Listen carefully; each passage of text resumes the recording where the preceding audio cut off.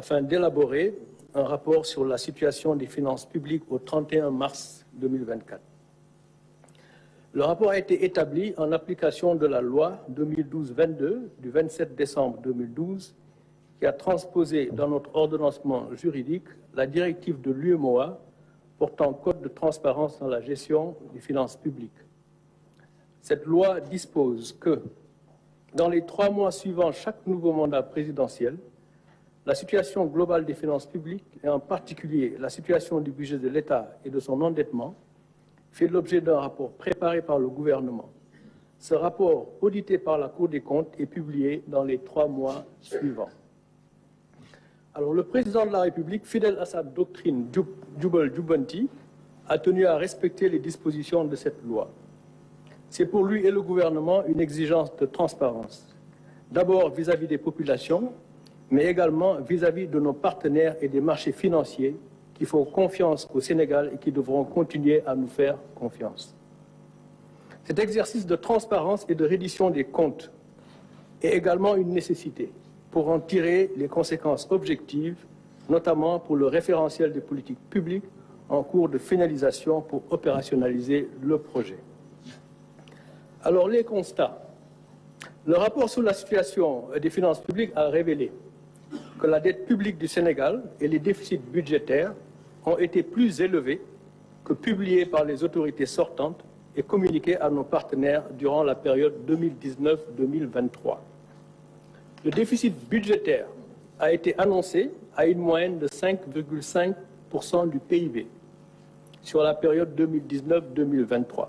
Mais en réalité, il a été en moyenne de 10,4%, soit près du double. La dette publique a été annoncée en moyenne à 65,9% du PIB durant la période 2019-2023.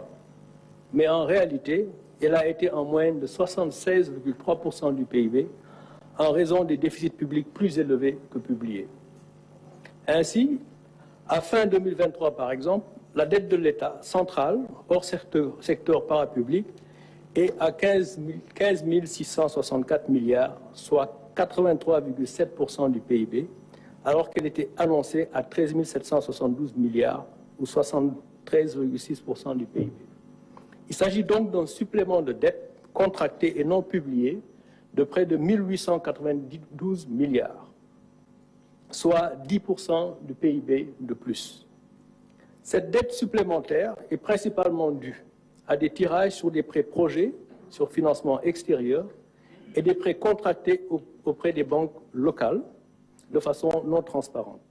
Sur la période 2019-2023, les tirages sur ressources extérieures non inclus dans les déficits ont été en moyenne de 593 milliards annuellement et les prêts bancaires non inclus dans les déficits en moyenne de 179 milliards annuellement.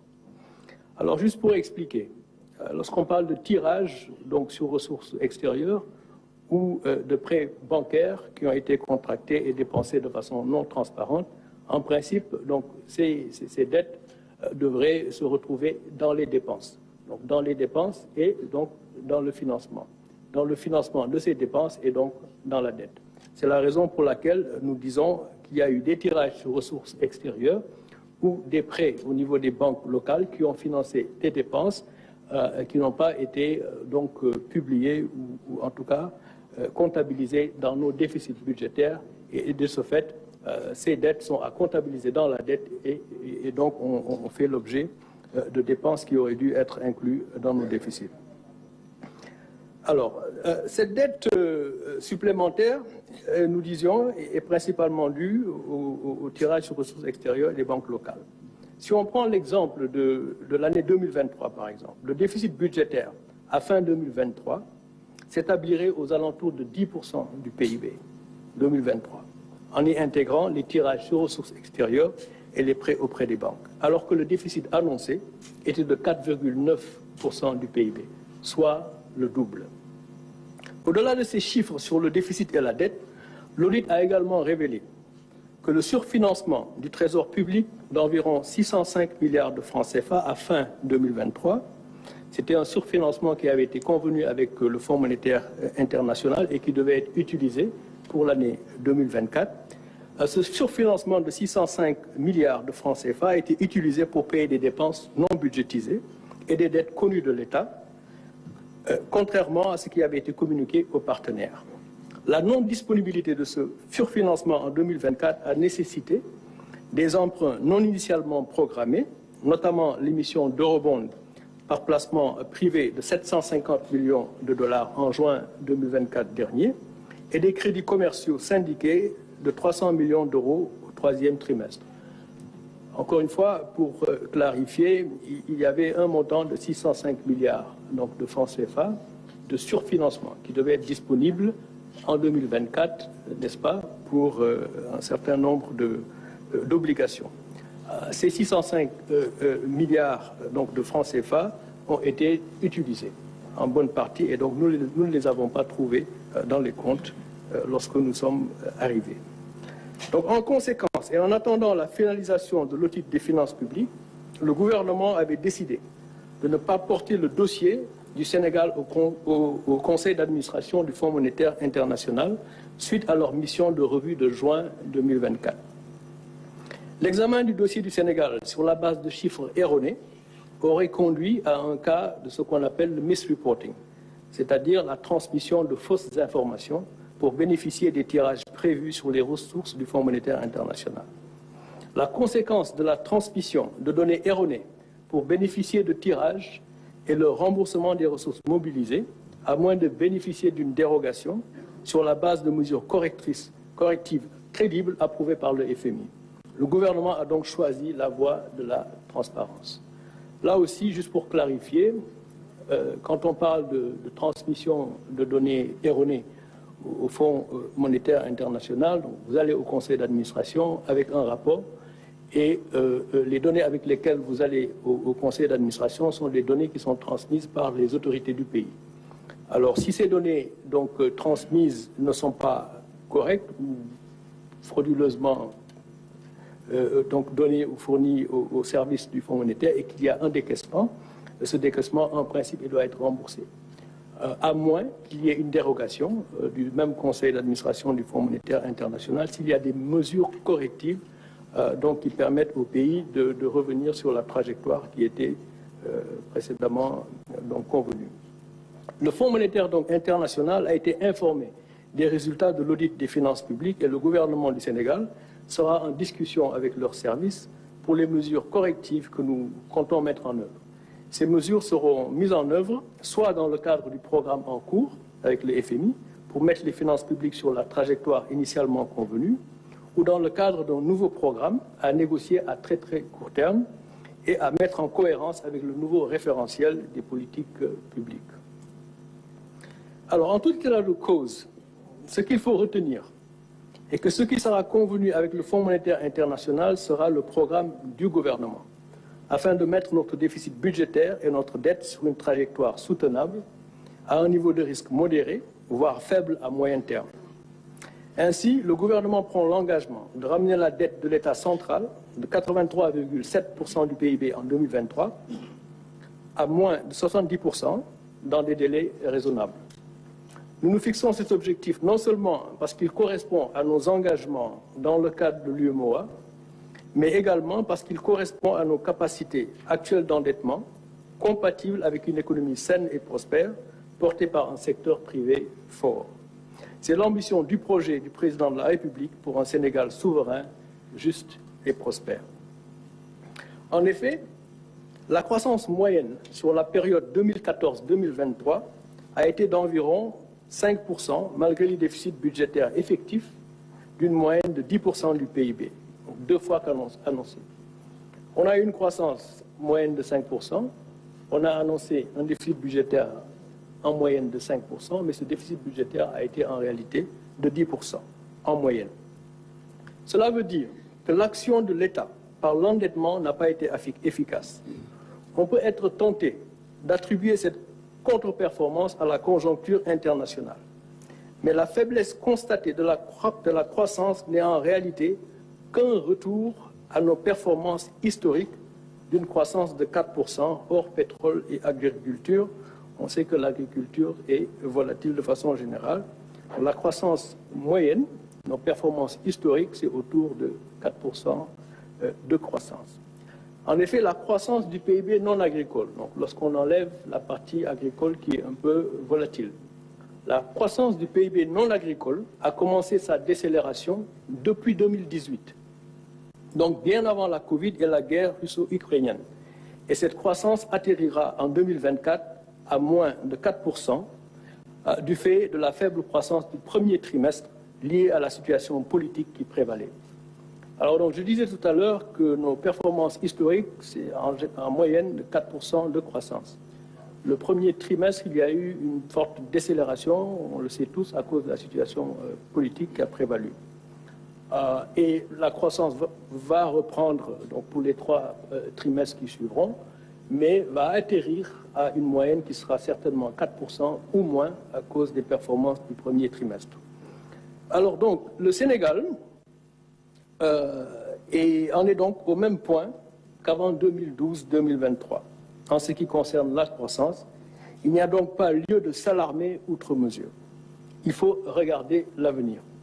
Le plan Sénégal émergent, dans son plan d'action prioritaire 2014-2018, avait indiqué que des investissements publics massifs étaient nécessaires pour jeter les bases d'une forte croissance et les plans d'action 2018-2023, au-delà des relances post-Covid, prévoyaient que le secteur privé prenne le relais de la croissance. Tel n'a pas été le cas, étant donné la vérité des chiffres. Autrement dit, dans, disons, les 12 dernières années, la première moitié, le premier mandat, il a été question de beaucoup investir en s'endettant pour jeter les bases d'une croissance beaucoup plus forte. Et le secteur privé devait prendre le relais. C'est vrai, il y a eu la crise de la Covid et il y a également eu la crise russo-ukrainienne. Mais disons qu'il demeure que le secteur privé n'a pas pris le relais de la croissance et le déficit budgétaire dans cette stratégie a été le double de ce qui a été annoncé. Néanmoins, la croissance a été donc en décélération depuis 2018, donc bien avant les 2 crises qui ne peuvent pas être utilisées comme prétexte de ce point de vue. Alors, de ce fait, ramener notre déficit budgétaire à 3% du PIB, comme, disons, nous l'exigent nos engagements dans le cadre de l'UEMOA, et la dette en dessous de 70% dans un horizon raisonnable, en mobilisant nos ressources internes tout en améliorant la qualité de la dépense, ne devrait pas nous coûter des points significatifs de croissance. Je dis bien significatifs, à la mesure où nous revenons à nos tendances historiques. Notre projet qui vous sera présenté ultérieurement devrait nous permettre de reprendre la croissance, mais ramener le déficit à 3%, la dette en dessous de 70% du PIB dans un horizon raisonnable ne devrait pas nous coûter donc des points de croissance significatifs. Il nous faudra alors faire une revue systématique des projets et des programmes sur financement extérieur pour déterminer ceux qui doivent se poursuivre et ceux qui seront arrêtés. Ce travail est déjà en cours afin d'améliorer l'efficacité des investissements publics.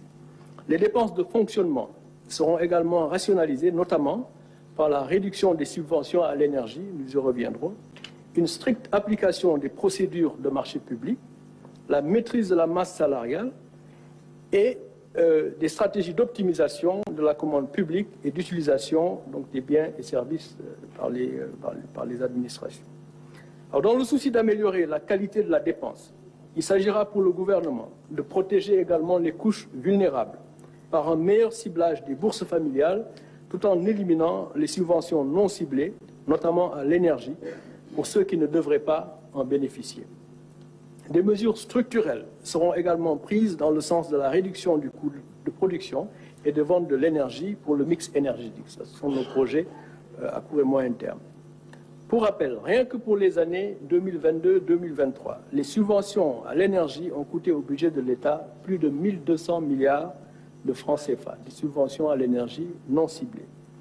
Alors, la mobilisation des ressources internes se fera en réduisant les exonérations fiscales, en élargissant l'assiette fiscale tout en réduisant les taux d'imposition, pouvoir promouvoir le civisme fiscal et en menant des réformes qui inciteront les entreprises à la formalisation.